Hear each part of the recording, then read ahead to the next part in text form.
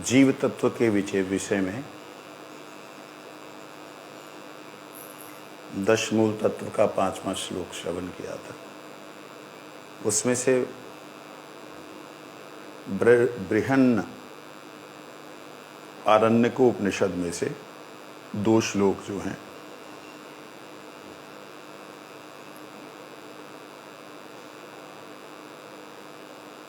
बृहद आरण्यक उपनिषद, इसमें से हमने कल जो है श्लोक पढ़ने थे, तो आज हम उसे श्रवण करेंगे।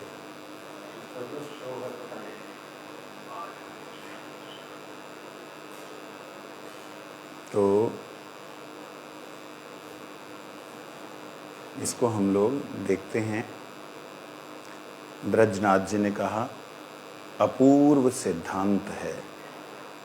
इसके संबंध में जो ये जीव माया के विषय में जो सिद्धांत हम सुन रहे हैं अपूर्व है, मतलब पूर्व में नहीं सुना गया। पूर्व में यही सुना गया सभी वही परमात्मा है, उसी से है। इसके संबंध में वेद प्रमाण जानना चाहता हूँ। आपने जो बात कही है कि महाअग्नि से छोटे छोटे चिंगारियां निकलती हैं, उनको स्फुलिंग कहते हैं। हाँ, देखिए लिंग शब्द जो है कहाँ प्रयोग हो रहा है? स्फु मतलब स्फुरलिंग, स्फुरित लिंग। लिंग मतलब क्या?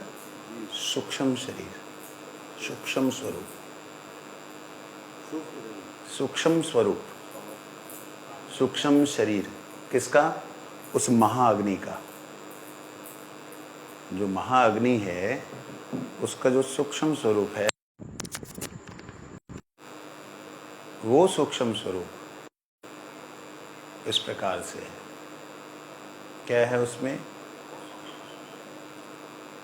जो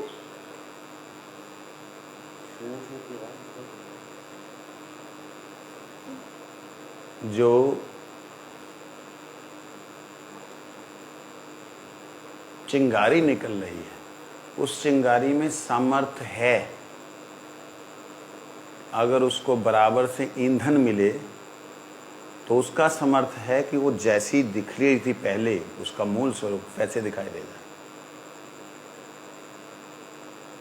ध्यान से सुनिए। कल शुद्र चिंगारियों के बारे में, उसके अंदर स्फुलिंग, छोटा। लिंग शब्द का अर्थ ही स्वरूप होता है, सूक्ष्म स्वरूप। ठीक है ना ये बात? तो इसलिए कहते हैं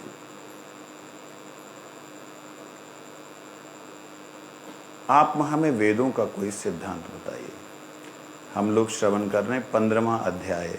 कई लोगों को मैंने बोला कि आप जैव धर्म को सामने रखा करें, जिससे कि पता लगे कौन सी लाइन का क्या चिंतन हो रहा है। 15वें अध्याय के दूसरे पृष्ठ के ऊपर हैं हम लोग। उसमें ये बात उन्होंने कही कि मैंने ऐसा कभी नहीं सुना था जो आपने कहा कि जीव जो है वो एक सूक्ष्म है। वो तो जब उसमें विलीन हो जाएगा फिर वैसे का वैसा आत्मा परमात्मा एक हो जाएंगे। ये भाव दिमाग में है।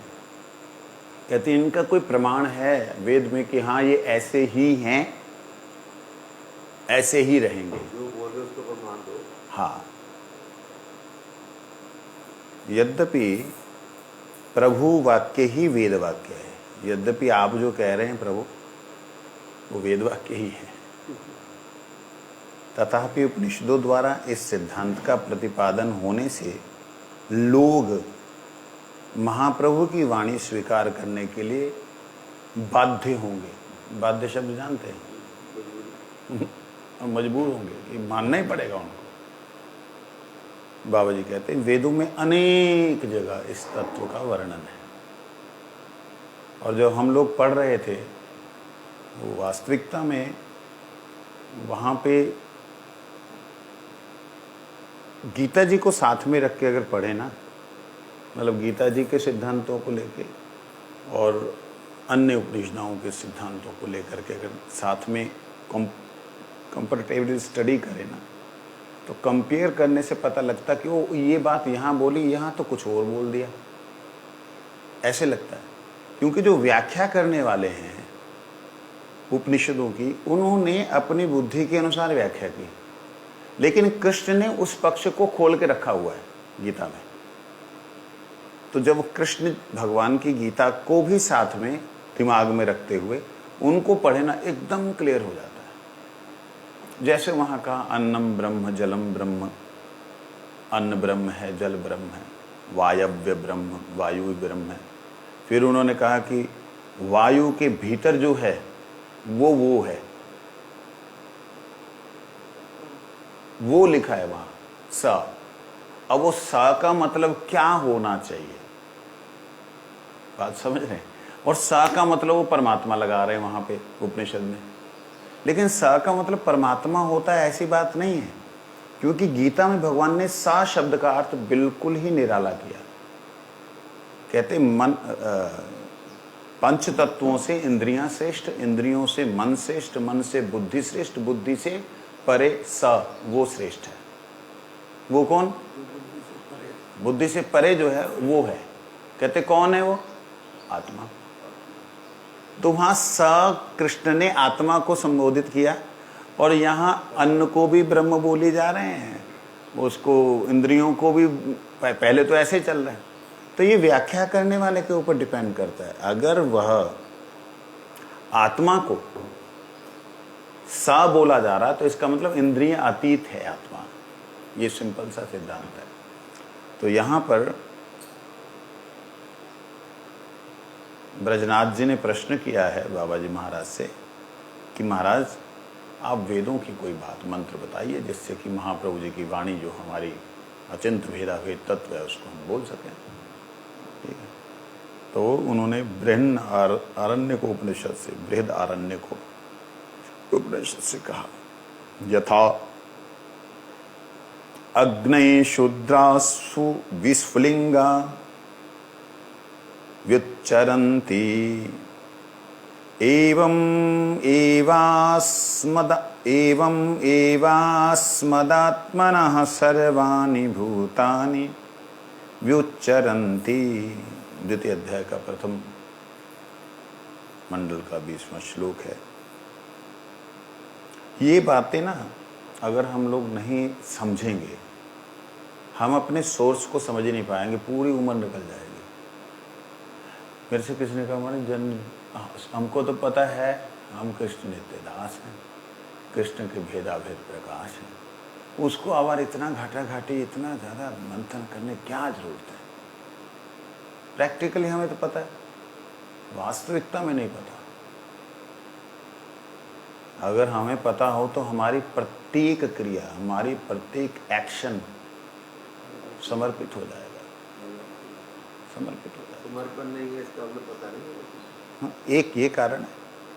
और दूसरा, अगर पता हो कि मैं कौन हूँ, कहाँ से आया हूँ, और ये जेल है, ये शरीर जो है जेल है, इस जेल के लिए मैं एनर्जी लगा रहा हूँ, जब पता हो तो व्यक्ति क्या करेगा?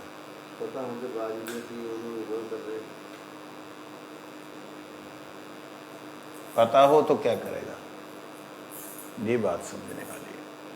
करेगा वही जो भक्ति अनुकूल मात्र कार्य स्वीकार, भक्ति प्रतिकूल मात्र भजन अंगीकार, षडंग शरणागति हई वे जहार, तहारे प्रार्थना सुने श्री नंद कुमार। तो कहते हैं षडंग शरणागति, जिसकी शरणागति होगी 6 प्रकार की, उसको वास्तविकता में समझ आएगा। ठीक है, थोड़ा ध्यान से सुनिएगा।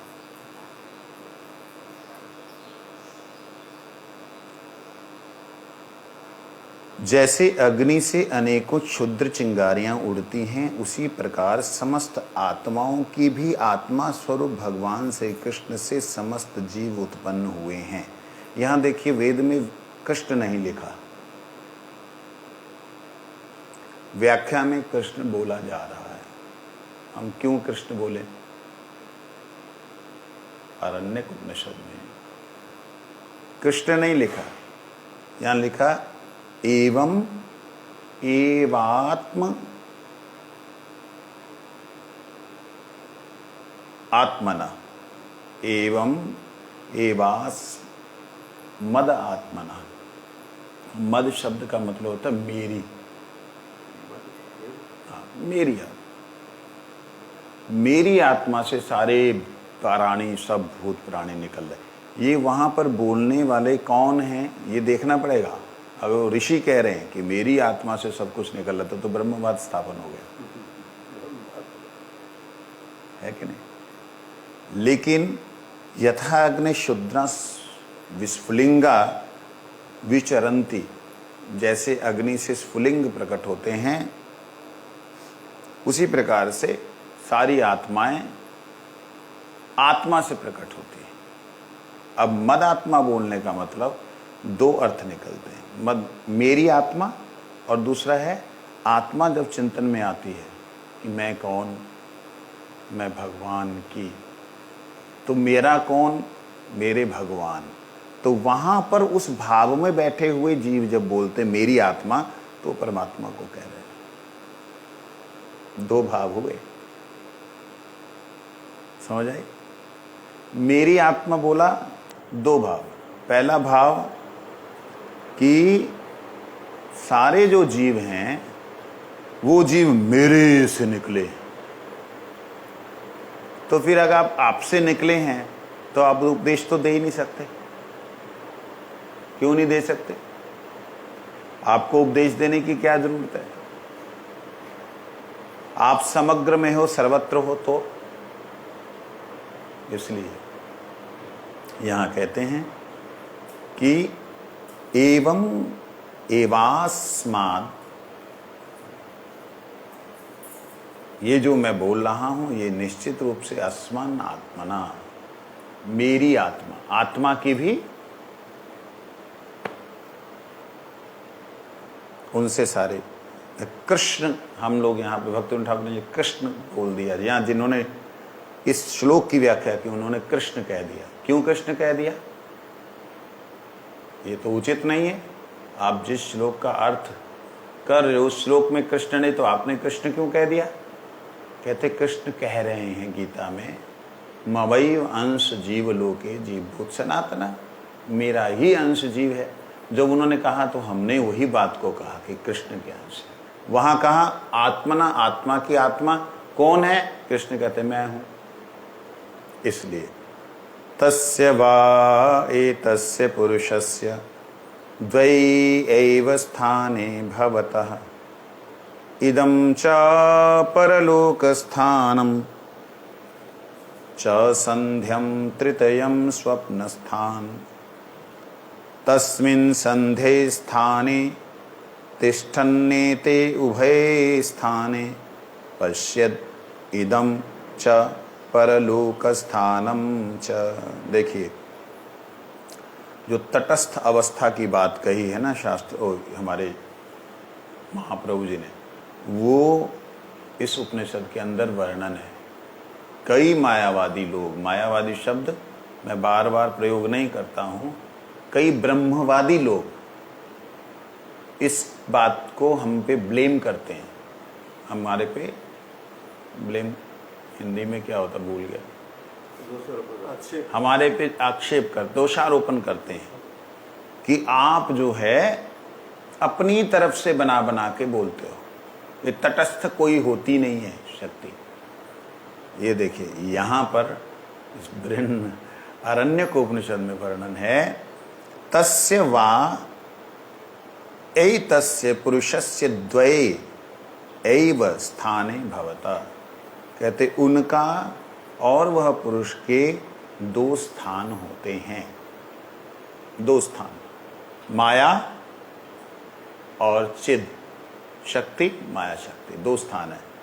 इदम ये, च परलोक स्थानम, ये और परलोक, उधर भी लोक है, स्थानम च संधया तृतीय स्वप्न स्थानम,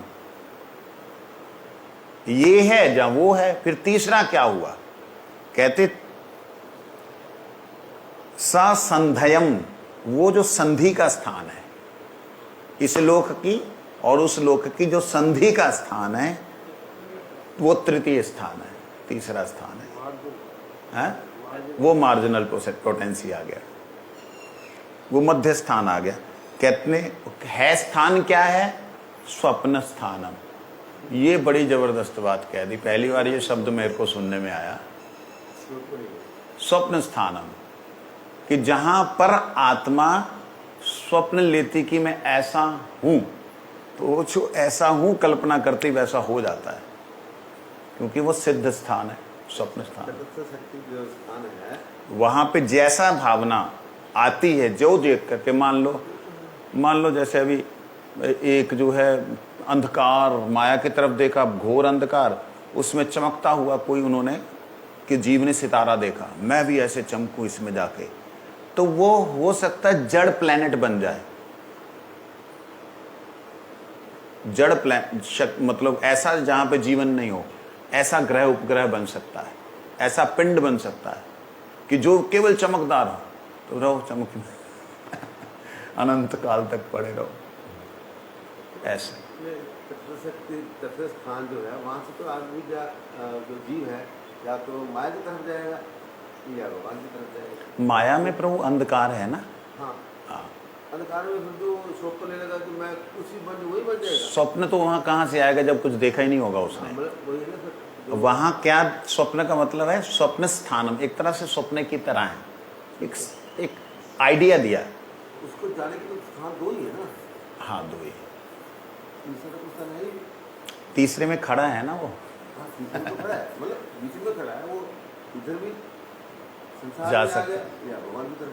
बस तो उसमें आप जो पिंड की बात करी वो बताइए। वो ये है, यदि माया में देखता है ना, हाँ, तो अंधकार है माया, जैसे आप आकाश, माया का अधिकार है, ठीक है, उसमें टिमटिमाते हुए तारे दिखते, तो उसके अंदर ऐसा भाव आ सकता है, इट्स नॉट आता है किसी किसी जीव में, ओ मैं भी ऐसा जाके चमकूं, अंधेरे में चमक मारने की इच्छा हो जाए तो जड़ प्लेनेट बन सकता है। ये बन कहना सकता है।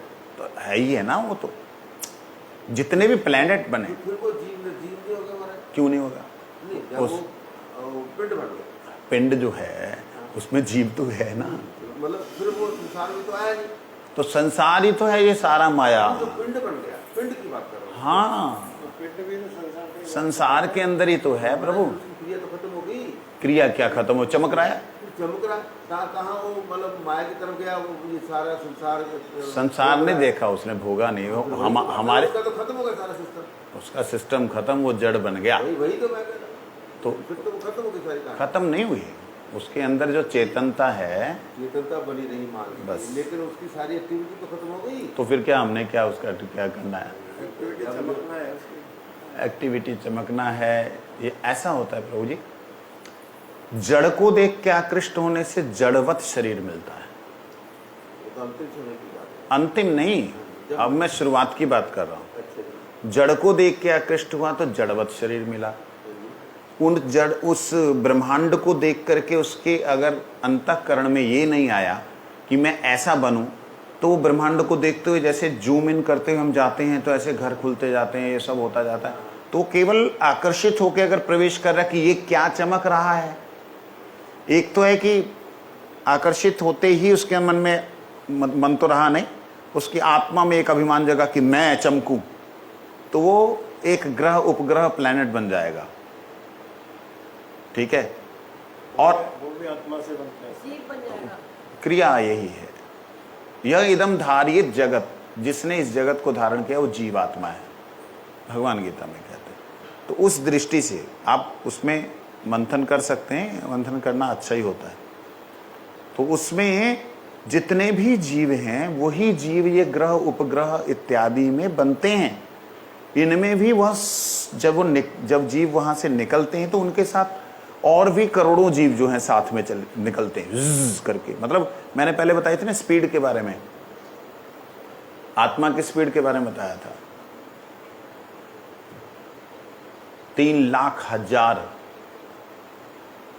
3,00,000 किलोमीटर पर सेकंड। 3,00,000 किलोमीटर पर सेकंड। लाइट से भी होगा, लाइट से 1,000 गुना ज्यादा। सहस्त्राधिका, सहस्त्राधिका मतलब प्रकाश गति से 100,000 गुना ज्यादा स्पीड है। तो उस गति से जब कोई चीज चलेगी, कोई तत्व चलेगा, तो वो अपने आप में आकाश में अगर आएगा तो आकाश में कंपन होगी, आकाश में वाइब्रेशन होगी। वाइब्रेशन होने का मतलब ही हवा होना, हवा का प्रादुर्भाव होना। अब चिंतन हुआ, प्रादुर्भाव हुआ हवा का, अग्नि बन गया, अग्नि के साथ ये 5 तत्व हैं। इनमें से कुछ तत्व ऐसे हैं जो 5 तत्वों से अजीब तत्व हैं, पता नहीं कौन से तत्व हैं। अब जैसे नदियां हैं, आकाश गंगा है जिसको हम लोग कहते हैं, जो ऊपर की जो एक चल रहा है समुद्र की तरह, सब घूमता हुआ जा रहा भीतर, वो कौन है? भगवान की कुछ एक विशेष शक्तियां जो हैं उन सबको आकर्षण कर लेती हैं। जैसे मैं अभी एक नई बात आ रही है हृदय में, जो आपने कही और मैंने कही, उसका एक सामंजस्य। फिर उनका क्या होता है? वो तो जड़ प्लैनेट बन गए, क्या होगा उनका? कहते हैं कि भगवान का एक चक्र, मतलब भगवान की एक दिव्य शक्ति, वो शिव शक्ति, कल्याण वाली शक्ति, वह इस ब्रह्मांड में अवतीर्ण होकर के फिर वो एक कृष्ण बिंदु, हमने कल बात की थी ब्लैक होल की, कृष्ण बिंदु बन के वो फिर वो जितने भी इधर उधर घूमने वाले हैं ना, उन सारे तत्वों को फिर अपने में समेट लेते हैं, लपेट लेते हैं। और लपेटते ही फिर वो सारे के सारे बिना कर्म के, क्योंकि उनका कोई कर्म हुआ ही नहीं, जड़ तत्वों का कर्म तो कोई हुआ नहीं, कर्म का शरीर ये है, तो वो बिना कर्म के जितने जीव होते हैं सारे के सारे पुनः ब्रह्म के उस प्रकाश में चले जाते हैं, दिव्य प्रकाश में। बेटा खुला हुआ है, दूसरे को खींचो।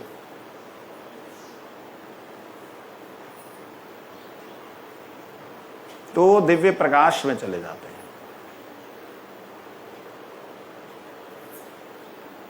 समझ आई? कहां से आए थे कहां गए? प्रकाश से आए थे, प्रकाश में चले गए। यहां कुछ कुछ बने रहे, लेकिन जब वो भंवर आएगा महाकाल का, तब सारे लपेटे में आएंगे और सबके बाहर के जो जड़ शरीर हैं खत्म होकर के फिर पूर्ण चेतन में सारे प्रवेश कर जाएंगे। ये है एक जीव की स्थिति। ठीक है जी?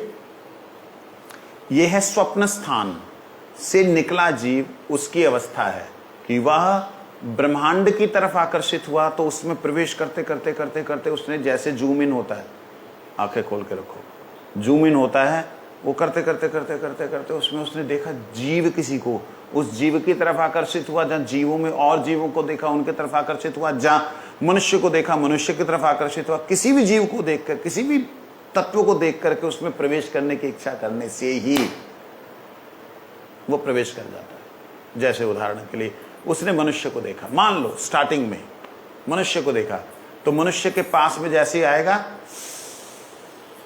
मनुष्य के श्वास में प्रवेश कर गया। श्वास प्रवेश करने का मतलब आया कहां से? अंतरिक्ष से। अब 5 तत्वों को अग्नि है, कहां से आया? आकाश से। बना क्या? वायु में प्रवेश किया। वायु से कहां गया? श्वास में। श्वास में जाके कहां गया? अग्नि में। 5 तत्वों का वर्णन कर रहा हूं। अग्नि में जाते ही ऑक्सीजन का मिलन होने से जल तत्वों में परिवर्तित हुआ, जल मिल गया। अब ये 4 तत्व मिलते हैं माता से, और बाकी जो इसमें हमारे शरीर के अंदर जो ऊर्जा रहती है, वो सारे शरीर में व्याप्त ऊर्जा है। वो सारी व्याप्त ऊर्जा जो वो हमेशा ही रहती है। हमारे रोम रोम में जो है हमारी वही ऊर्जा है जो हम प्राणवायु पी रहे हैं। वो 4 तत्व तो प्राप्त करता है पिता से। अगर उसको मनुष्य जन्म मिलना है तो 5वां तत्व पृथ्वी वो मां से प्राप्त करता है, इसलिए उसको कहते हैं रज, मट्टी, वहां से प्राप्त करता है। बाकी अगर जन्म लेना है, अगर नहीं लेना है तो इसी के अंदर वह अपना एक अन्य रूप बना लेता है, कीड़ा मकोड़ा बन के घूमता रहता है। 84 लाख जूनिया उसके हाथ में ऐसी जन्म लेना। नहीं नहीं, एक तो पहले है कि कर्मों की गति भी होती है फिर वो है ना। जो मैं पिंड की बात आ रही है वो अभी तक खटखटा दिमाग में। जो पिंड मैं मतलब कहाँ गए फिर? वो पिंड बन गया। ओहो, होगा वो भी मेरे को होगा। पूरा तो बोलने दो। मैंने क्या बोला, एक तो कर्मों की गति होती है और एक होता है जो नवीन बन रहे हैं, जो नित्य निरंतर चल रहा है। ये सृजन हो रहा है उसकी बात। वो जो सृजन हो रहा है उसमें आप काल पहले से है, पहले कर्म है, जवाब नहीं हो जिसके पास वो बोल सकता है। जिसको इस चीज का प्रैक्टिकल अनुभव ना हो वो बोल सकता है। नित्य निरंतर वहां से प्रकट हो रहे हैं जीव, नवीन और नित्य निरंतर अनंत जीवों को काल महाकाल जो है वो सब समेटे जा रहे हैं। तो ये चीज जीव बन जाते हैं, निकलते रहते हैं तो नित्य निरंतर, लेकिन नहीं वो स्वाप थोड़ी होता है। वो जीव आत्मा जो है स्वाप थोड़ी होती है। ना ना, इसमें एक चीज है, आज वार्तालाप करते हुए ये चीज समझ में आ रही है, क्योंकि इसके ऊपर इतना डीपली स्टडी नहीं की। एक चीज है, जैसे आप बोल रहे हैं ना वो बनते जा रहे हैं बनते जा रहे हैं, वो देखा जाए है क्या जीवात्मा, प्रैक्टिकली देखा जाए तो क्या है? प्रकाश तो है, वो प्रकाश का ही अंश है। प्रकाश तो अनंत प्रकट हो ही रहा है, सूरज से अनंत प्रकाश प्रकट हो ही रहा है। अब उस अनंत प्रकाश से अगर कुछ तत्व बन जाते हैं और तत्व बाद में वो खत्म होने के बाद में, बाहर के घट खत्म होने के बाद में उसमें विलीन कर जाते, तो बढ़ा क्या? बढ़ा तो कुछ है ही नहीं और घटा भी नहीं है कुछ। रहेंगे कहाँ, रहेंगे तो एक बार जो जीवात्मा आ गया, कुछ बन गया या अलग हुआ, कुछ भी हुआ, वो रहेगा तो नहीं रहेगा, कहीं ना कहीं तो रहेगा, उसका अस्तित्व रहेगा। आपने बड़ा सुंदर प्रश्न किया। कहते हैं एक बार जीव का गठन हो गया, जीव गठित हो गया, मतलब आत्मा एक बार निराकार प्रकाश से आकार धारण कर रहा है, मान लो, तो वो जो आकार उसने धारण कर ले तो हमेशा रहना चाहिए। यहां लेकिन बोलते हैं स्वप्न स्थानम, वो एक तरह से उसका स्वप्न स्थान है। अगर वह उस स्वप्न को भूल जाए, जहां स्वप्न को खत्म कर दे, जहां महाकाल की कृपा से वो स्वप्न खत्म हो जाए, तो वो पुनः प्रकाश में विलीन हो जाएगा, अपने जो स्वरूप को पुनः ब्रह्म में विलीन कर देगा। उसका बाहर का स्वप्न वाला, अर्थात वह जीव का जो गठन वाला स्वरूप है, वो उस प्रकाश में पुनः चला जाएगा, वहां चला जाएगा। फिर वो मतलब वो तट पे आते आते उसको बहुत समय लग सकता है। इसका मतलब ओ बाबा, कर्म फल वाला दूसरा, अभी पहले वो है जो कर्म फल के बिना है। कर्म फल वाले को अभी मत लीजिए, ये तो वो हैं जो कि इधर उधर बिखरे पड़े हैं। इसका मतलब ये हुआ कि जीव है, हाँ, इसमें विलीन हो गया, विलीन हो गया, ठीक है, उसका अस्तित्व बताओ। हाँ अस्तित्व। इसीलिए तो गुरुजी एक बात बृहद भागवतामृत में से बोलते हैं, वो जो गोपियां बड़ा चिंतन करती हैं कि हाय हाय सखी, ये लोग बेचारे माया में फंसे, इनका क्या होगा, ये तो कृष्ण नामामृत रस नहीं मिला, इनको सेवामृत नहीं मिली, हाय हाय इनका क्या हो। सखियां आपस में वार्तालाप करती ना, उसमें से एक बोलती है, अरे कोई बात नहीं, कर्मानुसार जब दोबारा जन्म मिलेगा, मनुष्य जन्म मिलेगा, इसको साधु संग मिल जाएगा, भक्त संग मिलने से, वैष्णव संग मिलने से, फिर ये वार्तालाप हो रहा ना। उसमें आखिर में एक बात बोलती है, इन सब की तो गति है, मैं तो उनका चिंतन कर रही हूँ जो ब्रह्म में विलीन हो गए, उन्होंने तो अपनी सत्ता ही नष्ट कर दी। ये है, ये जो पॉइंट है ना, इस पॉइंट को हम लोग डिफाइन नहीं करते। ज्योति में ज्योत समा जाना, सायुज्य मुक्ति प्राप्त कर लेना, भगवान में ही तो है यार, कहाँ जा रहा है। ब्रह्म तो भगवान का ही प्रकाश है, उसी में तो है। जानते ही नहीं तो गाली करते जा ही जाओ, हम भगवान से मिलना चाहते हैं, उनके अंदर इच्छा ही नहीं है, क्या जा रहा है, ये चीज समझ ले। अब इसमें क्या होता है कि मान लो एक तत्व निकला, जल को ले लो, चलो जल को ले लेते हैं। जल को लिया, जल को गर्म किया, हीट किया, हीट करने से क्या हुआ, जल का जो कण है वो ब्लास्ट हो गया, जल जो है फट गया, फटने से वाष्प बना, वाष्प बन के थोड़ा और ऊपर गया, गायब हो गया। सूरज की किरणों से वाष्प बनता, ऊपर जाता, गायब हो जाता, पता ही नहीं लगता। अग्नि में अग्नि चली गई, वो वायु नीचे रह गई, मतलब ऑक्सीजन नीचे रह गई। ये जो है हाइड्रोजन 2 मतलब 2% होने से वो आकाश में एकदम फक करके उड़ जाती है। हाँ, हाइड्रोजन 2 जो है उड़ जाता, ऑक्सीजन नीचे रह जाता है, ये उसका फॉर्मूला है। परंतु एक चीज और ध्यान देने वाली बात है, एक स्थिति पे जाकर के उसको फिर ऑक्सीजन मिलता है, ओजोन। वो ओजोन जो है वो ऑक्सीजन जोन है, वो फ्री हो जाता है, ओजोन नहीं छोड़ती। O3 हो गया ना। तो जहां पे वो ओजोन है, मतलब अग्नि, ये जो अग्नि बची उसमें से, जल में से अग्नि बची, वो निकल के फस ऊपर की तरफ गई, वहां जाते ही उसको O3 मिल गया, मतलब ऑक्सीजन जोन का मतलब है उसका एक सॉलिड वो जगह मिल गई। वो मिलते ही वहां फिर दोबारा जल के अलावा और ज्यादा ठोस हो जाता है, और ठोस हो जाता है। इसी तरह से जो ब्रह्म से उत्पन्न जीव हैं, वह जब इस धरातल में आने से पहले तटस्थ अवस्था में आते हैं, वहां से जब धरती की तरफ उतरते हैं, जहां इस माया जगत में उतरते हैं, तब वो अलग अलग रूपों में होते। लेकिन जब महाकाल का चक्र चलता है तो सारे के सारे अपने सूक्ष्म शरीर, स्थूल शरीर, आत्मलिंग, उस सब से परे होकर के उड़ जाते हैं। कहाँ उड़ते हैं, जिस ज्योति से आए उस ज्योति में विलीन हो गए। लेकिन विलीन होकर के फिर एक ऐसी अवस्था आती है जहां से वो सारे के सारे ऐसे पॉइंटेड होते हैं।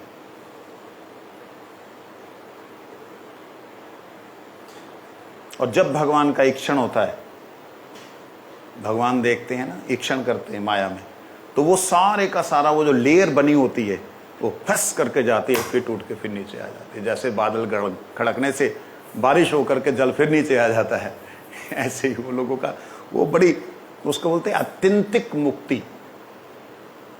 आत्यंतिक मुक्ति का मतलब होता है एक ऐसी जिसका अंत नहीं है, ऐसी मुक्ति। लेकिन खरबों साल में जब किसी नई सृष्टि का निर्माण होना होता है, खरबों वर्ष हमारे संसार के, भगवान के लिए 2, 4, 10 मिनट है, 2, 4, 10 मिनट के बाद में उन्होंने माया की तरफ देखा। हाँ, माया संकुचित हुई, जैसे संकुचित थी, वो क्यों संकुचित थी, भगवान की दृष्टि से वो जो जीवों का एक वो बन गया है ना, एक मतलब फिर जाके स्थूल स्वरूप, वहां से फट करके एकदम फिर दोबारा से सारे जीव फिर तटस्थ में आते हैं, फिर नीचे आ जाते हैं। तो इसलिए वो ब्रह्मवादी, जहाँ ब्रह्म सायुज्य को वैष्णव लोग स्वीकार नहीं करना चाहते, कहते हैं इनको प्राप्त करके हो सकता है कभी फिर आना पड़े। तो इसलिए एक ऐसी मुक्ति प्राप्त की जाए जिससे कभी वापिस ही आने की जरूरत ना हो, आने पे भी उसी में रह जाए, ये चीज। हाँ, कहते हैं तस्मिन् संधेय स्थाने तिष्ठन नेते उभय स्थाने। वो जो संधि का स्थान है उसमें रहता है, ना एते उभय स्थाने, मतलब वो दोनों स्थान है, दोनों स्थान नहीं है, तटस्थ अवस्था। पश्यद इदम च परलोकम स्थानम च, कहते हैं वहां से वो पश्यद इदम, वहां से वो इधर भी देख सकता है, कौन, जीव, और वहां से वो परलोक स्थानम, उधर भी देख सकता है। तो किसी ने मेरे से प्रश्न किया था, महाराज जी, क्योंकि मैं उदाहरण देता हूं कि वो उस दिव्य प्रकाश को देख करके उसके मन में, मतलब अंतरात्मा में उसके ये भी आ सकता कि ओह इतना, हाँ ये ठीक है, यहाँ आंखें ठंडी हो रही हैं, यहाँ पे मैं प्रकाश फैला सकता हूँ, अभिमान आ सकता है। कहते ऐसा भी हो सकता है क्या कि उसको देख करके ऐसा करे कोई जीव, मतलब उससे वो ज़्यादा पीछे हटे, ब्राइटनेस से पीछे हटे। मैंने कहा हो सकता है, इसमें कोई बात नहीं है, क्यों नहीं हो सकता। जीव को स्वतंत्रता दी है, जीव है चिद अंश, चिद मतलब ज्ञान अंश, तो ज्ञान अंश को ये तो ज्ञान होता है ना कि मैं जाऊं या ना जाऊं, इसीलिए तो जीव की स्वतंत्रता कही गई। यहाँ व्याख्या में क्या लिखते हैं उसे पढ़ते हैं। उस जीव पुरुष के दो स्थान हैं, देखिए यहाँ जीव पुरुष,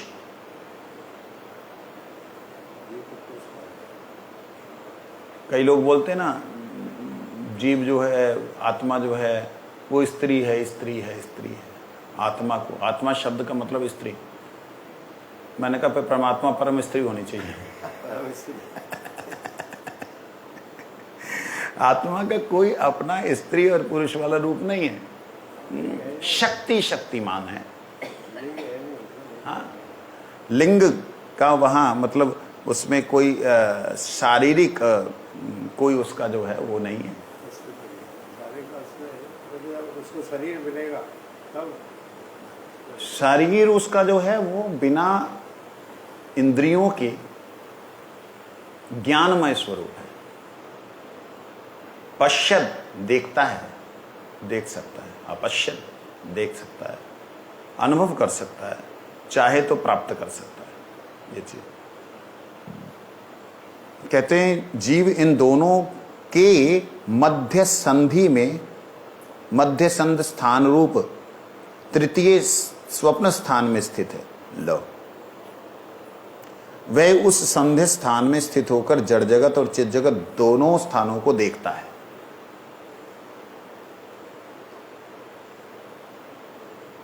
कहते तद यथा महात्म्यस्य उभे कुले अनुसंचरति पूर्वं चापरं चैवं एवायं पुरुष एतानुभावान् अव संचरति स्वप्नान्तं च बुद्धान्तं च व तद यथा महात्म्यस्य मत्स्य नदी, कहते हैं जिस प्रकार कोई बड़ा भारी